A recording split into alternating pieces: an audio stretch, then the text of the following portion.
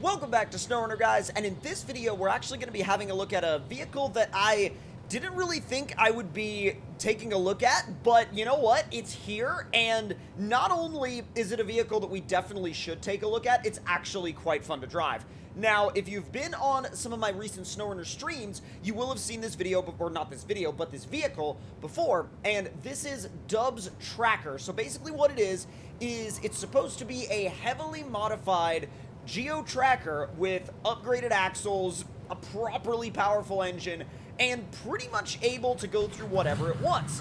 Now, there's obviously a lot of different things we can do to this thing in the garage, and we're about to head over there right now and just kind of see what the options are that are available for it. Now, I will be leaving a link in the description box down below where you guys can check out this thing for yourselves, and I don't know the current state of whether or not this thing will be on consoles, but it may be at some point in the future. We'll have to wait and see. At least that's the current status of it as of recording this video. Now, let's go ahead and head straight to the customization. So we have a, oh boy, so we have a 302, so 3 different versions of a 302 V8, but in a standard tune, a crawler tune, and a turbo. Now, I've driven the one with the turbo before, and it is ridiculous. It is absolutely ridiculous, and if you literally, like, take off with the wheel turned at all, it will literally... Now, I've tried the turbo engine before, and if you take off with your wheels even moderately turned, especially if you're in four-wheel drive, it literally just does circles. That's it. It just goes in circles. So, for now, we're going to go with the crawler-tuned engine. And from there, we're going to go with the GOAT mode gearbox. So there's a couple of different ways you can go with these gearboxes. There's the factory gearbox, the GOAT mode gearbox, and the Yeet box. The Yeet box just literally, it's just for, like, fast craziness. That's literally all it's designed for. So we're going to go with the GOAT mode gearbox, which is basically, again, the equivalent of an off-road or SnowRunner gearbox. Now, the suspensions, you have 2-inch, 4-inch, 6-inch, and 8-inch suspensions. I personally think the 6-inch suspension is just about right. I mean, unless you want to go with some gigantic tires, the 6-inch suspension seems about right. So you can go up to a 47-inch BFG all-terrain if you really, really want to. However, I think that we're going to go ahead and make our way through this list of custom tires, which, by the way, is super long. Like, the amount of custom tires for this thing is absolutely wild and over the top. So actually, this one, let's see, BFG KR2, sticky on the rocks. So if you're looking for something that's actually really good in terms of rock crawling, these may definitely do that for you. So let's see. I like how he actually gives you a little bit of a description there on what the tires are good for. Like this one, for example, good all-around mud tire, whereas this one is mainly designed for rocks. I like how he really kind of includes those little hints in there when you're trying to pick a good tire. Now, let's see. These are, whoa, those are wild looking. Those are wild looking. He's like, extreme off-road tire, good for rocks and mud. I would say, I mean, they literally, you know what they look like? They look like a crazy modified, like, UTV tire almost. Like, that's what they look like to me. So I think right off the bat, I am going to try these KR2s because apparently they're really sticky on the rocks. So we'll see if that kind of helps overcome the sort of rock traction issues that this game tends to have from time to time. Now let's see. All the time winch, factory lengthened winch. I'm going to go with the factory lengthened winch. I think that should be pretty usable. Engageable diff lock and tracker snorkel. And let's see, roof add-ons, ye old poles, which this is, the amount of stuff that you could put on the roof of this thing is hilarious. From fishing poles to coolers to, like, literally whatever. So you can start with a, let's do the slim roof rack, and then we'll go with the high lift, the cooler, the fishing poles, and then from there, we also have, let's see, we have a shovel, which I don't know where that puts it. Like, does that put it on the... Oh, wait.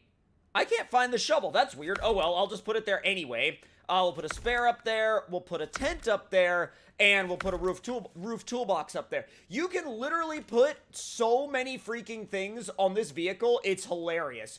So you could do an exo cage. You can do, let's see, the factory bumper. How does the factory bumper look? Oh, it looks okay. I'm going to go with the Overland Bumper. And let's see. Overland front bumper, Overland rear bumper as well. And then from there, rock sliders.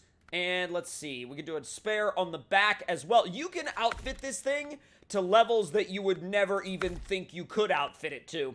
And you can also put a stinger back on the front. Let's go ahead and see. Yes, let's go and see what that looks like. It looks really, really good, actually. Now, we can do Yeah Buddy's methods, or we can do Pro Steel wheels. I'm going to go with the methods. I think they look really, really good. And as far as colors go, you really have just about a completely open, you know, color palette to use here. The only thing is the graphic on the hood does not change. But, I mean, it's not really that big of a deal. And honestly, like, I feel like it's designed to be... The entire design is, like, sort of designed around that purple color. So what I may do, though, I may actually go with the white. It doesn't look bad, actually.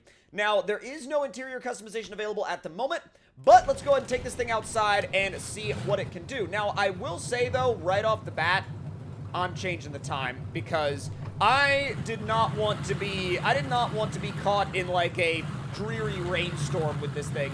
It can pull some pretty nice trailers as well, too. Like, if you're interested in pulling, like, you can even pull generator trailers. You can pull, like, you know, 4-unit medium-duty trailers. It's actually pretty surprising as to what this thing can pull. Now, with the off-road engine and off-road gearbox, it's obviously not going to be that fast in automatic mode, but that should pay off when we get into the rocks and get into the hill climb sections.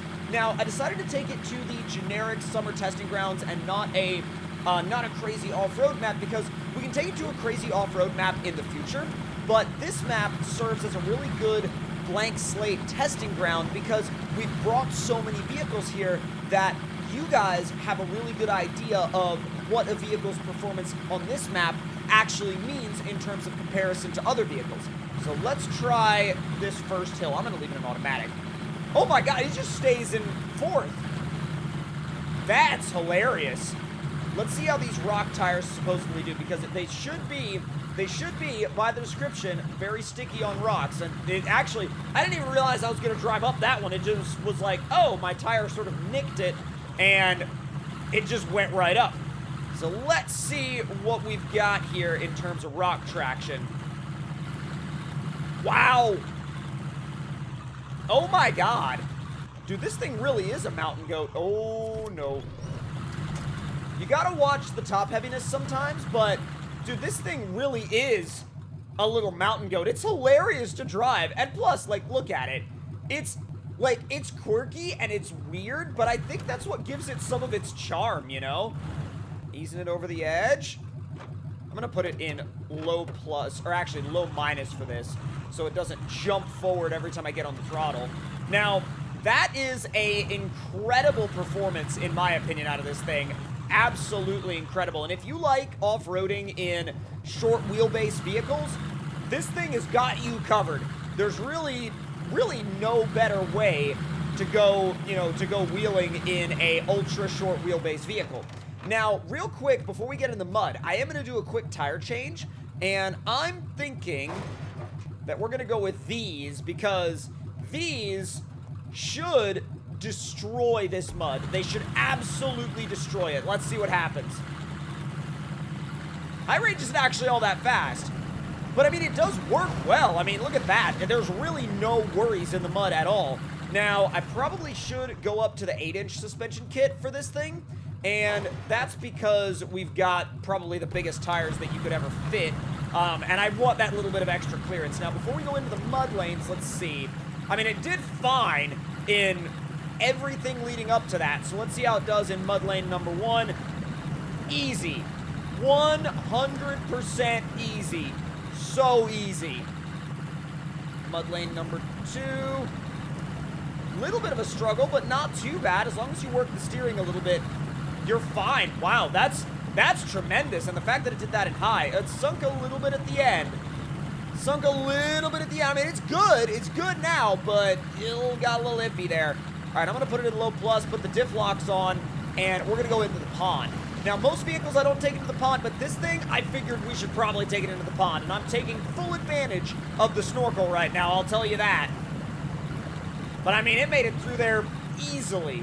Very, very, very easily. And that's a huge deal for a vehicle like this. Now, before we carry on, well, actually, no, we have one more obstacle to try before we can throw the yeet box in it. And we're going to throw the yeet engine and the yeet box in it before we head for the bridge jump. You guys know why. You guys know. If you've been watching my channel for a while, you know that before we hit that bridge jump, we have to put the top engine and transmission in it because number one goal is to fly over the barrels, and number two goal is to literally fly, like, past the trees or through the trees. And only a few vehicles have ever done that. So into the dips obstacle now. Because of the fact that our wheelbase is so incredibly short, I don't think with tires this big, I don't think you'd ever have to worry about high centering. Even with tires that were a lot smaller, I mean, it's genuinely hilarious in terms of how you never, ever have to worry about whether or not you're going to high center. You really don't.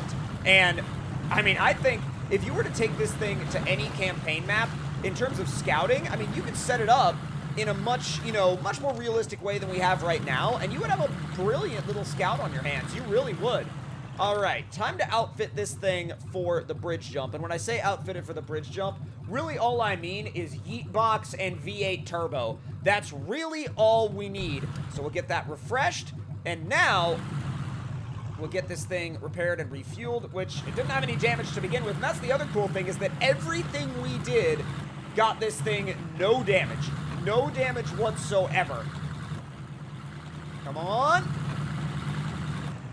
Yeah, it's quick with this engine and gearbox, that's for sure. It is very quick, and you gotta kind of watch it with the short wheelbase.